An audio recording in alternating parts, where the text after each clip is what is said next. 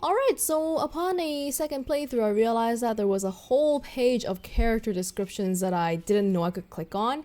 So we're going to be reading that right now. It's just basically going to be a little bit of background story, I guess. My name is Max Caulfield, and ever since I was a little kid, I knew I wanted to be a photographer. I've always seen the world through my own lens finder. Maybe it's a way for me to be a part of the world, but at a safe distance. For some reason, I was always drawn to old analog camera gear rather than digital tech. I love all kinds of styles and techniques, but for me, the instant camera selfie is the one I love most. I don't care if people make fun of me or not. I'm in great company, right? And now I've come all the way back to my childhood home to study photography at Blackwell Academy, a private school for 12th grade seniors. On a scholarship even. I originally left behind Chloe, my best friend forever, at least until I left without talking to her once in 5 years, and it feels so weird to be back here without seeing her yet. So I'm 18 now, an official adult, even though I don't always feel so wise or mature, and I'm ready to begin a whole new life here with retro camera at my side. Not only is Mark Jefferson one of the best photographers in the world, he's also my teacher, and one of the reasons I wanted to come to Blackwell. How often do you get to be mentored by one of your inspirations? I've always loved his deco and goth style, and he's so versatile with all of his incredible print and advertising work. Still, Jefferson can be a bit condescending. He's pretty hip for his age, but kinda aloft and sometimes pretentious. He has this smug smile when he thinks he's right.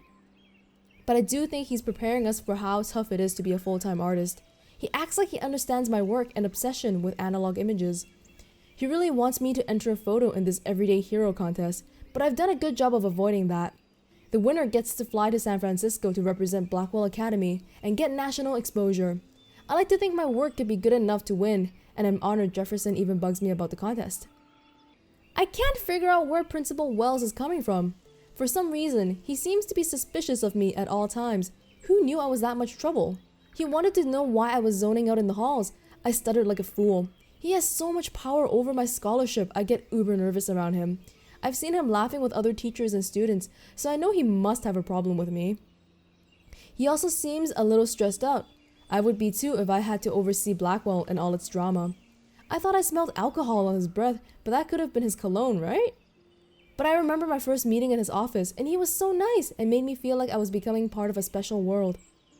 He said he hoped I would become a great photographer and someday return the favor to Blackwell. I thought that was a bit of wishful thinking, but it made me feel good. I just need to lay low around him until I can somehow gain his trust. So I think this is actually a pretty important page because for some reason the principal is actually suspicious of us. I thought it was kind of okay when we were talking to him, but apparently not. Apparently not. He might be in the cahoots with some evil organization, who knows. I knew if I gave Warren my phone, he would blow it up for science. He wants his flash drive back after letting me borrow it for less than a week. He told me to watch everything because he has tons of cool TV shows and films on there. Thank God it wasn't porn. And I'm thankful for Warren. He's like a real friend and we share a lot of the same interests. He loves science, but he really understands art and appreciates great photography. Even though he says he loves my pictures, I can't tell if he's just being nice. Warren is a geek, but he definitely lets you know where he stands. So I don't know why he would lie to me. Feels good to have at least one strong ally the same age here. And he makes me smile. By the way, even though it says that, I'd like to point out that in the journal, I can't remember which page it was, but Max actually directly says ew about Warren, so we know that she does not like him in that way, even though, he makes her smile. Then there's Chloe Price. What do you say to your best friend after 5 years of silence? After finding out you saved her life in a bathroom? Nothing. I feel so lame for not staying in touch, or even text. I have no idea how to process seeing Chloe like this again. For one thing, she looks so similar, but so different. She's all grown up now, and it doesn't seem like she's only 1 year older than me. I absolutely love her blue hair and punk clothes. It makes sense she would become a rebel. She still kind of looks like a pirate, except one who stage dives. I know she's angry with me because of her body language. I'm glad I can still see the old Chloe in there. Or is that the young Chloe? I'm sure she's still messed up about her dad dying. I would be too. That was a terrible time for Chloe and Joyce. I feel bad because I wonder if I was happy to move away just to avoid the grief. Speaking of grief, it's clear she's all mixed up with Nathan Prescott's shit. I have no idea what's going on between them, but I am going to find out no matter what. I've forgotten if I've ever seen Kate Marsh smile or laugh in the past month. She's really sweet and nice, even though the other students make fun of her abstinence campaign. Even if they act immature, everybody at Blackwell are seniors, not high school freshmen. She gets a lot of shit, in fact. I know she's involved in a lot of religious groups, but she doesn't preach to me, so I don't care. But she's been extra quiet and introverted the past couple of weeks. She looks like she's in zombie mode. I wish I could help her, but I can barely help myself. I wonder if all that bullying has worn her down. I can see how it would. I have to make an effort to talk to her more often. Maybe invite her to tea or a movie. Although she's an adult, I bet she's not allowed to watch R-rated films. Now this page struck me as kind of odd. Do you guys remember all those things that we saw about Kate? What is it? Kate twerks for God and will bang for Jesus, all the bullying from the other people? And especially one that struck out in particular was, "We loved your porn video." So she promotes abstinence, but they're always bullying her about things related to sex. That's a little bit strange to me, and combined with the fact that she's been extra quiet and introverted the past couple of weeks, as opposed to, being normally quiet and introverted, I'm a little bit worried about Kate. Then there's Victoria Chase, the elite of Blackwell Academy, and a total bitch. And I hate saying that. I just don't know why somebody who's so rich and beautiful needs to be so fucking mean. 18-year-olds at a prestigious academy should be evolving into artists and scholars, not reality show contestants. Victoria does everything for maximum drama. She actually wastes her time calling me out in class and taunting Kate Marsh. For reals? I wish her parents could see her in action. They'd cut off that trust fund fast. Then again, she's in the Vortex Club, and they seem to own the school, so maybe that's why she doesn't give a shit. The odd thing is that she does know art and photography. She can even say all those French names that break my tongue. Her work is a little cold, but she has a good eye. She also has an eye for Mr. Jefferson, which is so obvious that I'm embarrassed for her. She does everything but sit in his lap. He keeps his distance though. We can all tell she's trying to win the Everyday Hero contest. I'm sure it drives her crazy when there's somebody she can't buy or seduce. Ha! I think this page is a little bit interesting too. General thoughts on Victoria. Well, it could just be the stereotype of how, rich kids, they're rich, but their parents don't pay much attention to them.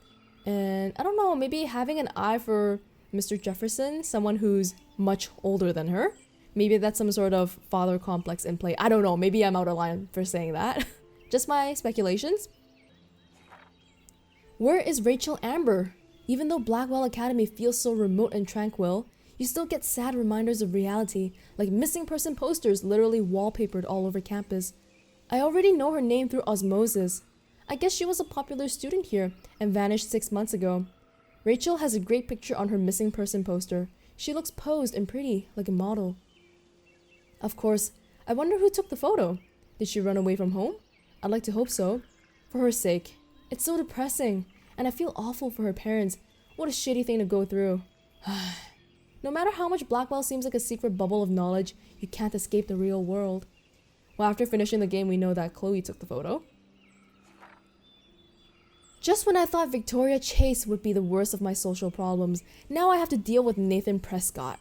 But I guess he was the one who triggered my crazy rewind power by shooting that girl in the bathroom. He's 19 and already a scary fucking prick. I guess I have a little advantage on Nathan by being able to manipulate time, but if he shoots me, I may not be able to reverse everything. I have to be careful around him, especially since he's obviously got friends in high places, as his family last name is practically branded on every building here at Blackwell, and also he has anger problems, man. His money against mine. On one hand, I do kind of feel bad for Nathan, because he doesn't seem to be in control, like he's doped up or over-medicated.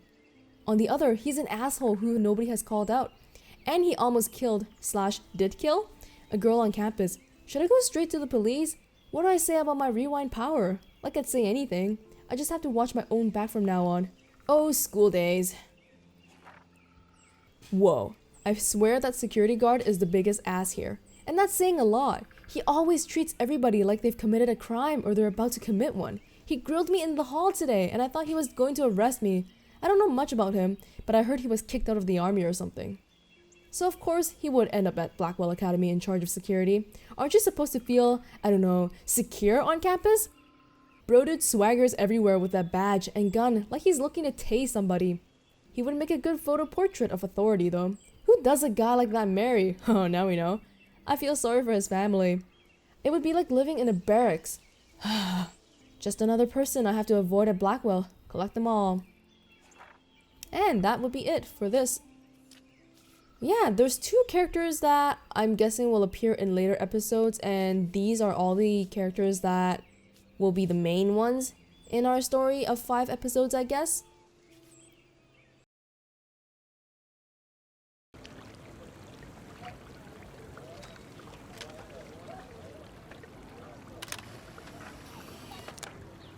We're gonna destroy some rails for you. What do you want to see? Go for a tree flip. Let's get Trevor all over that action. Oh, ow. Ooh.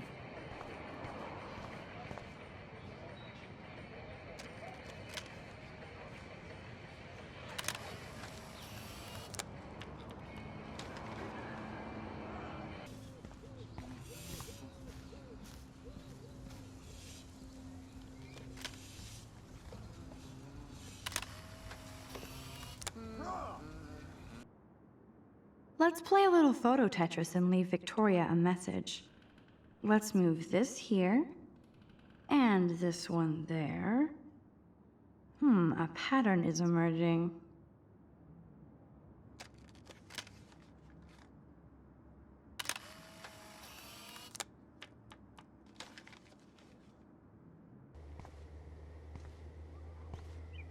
That layer of dust is begging for my finger. It's not a dirty window unless somebody writes "clean me" on it.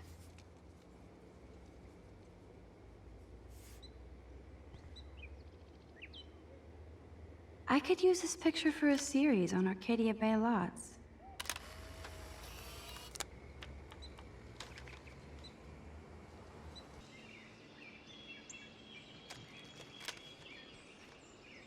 I got you. This would be a nice photo of Chloe, framed by the sun.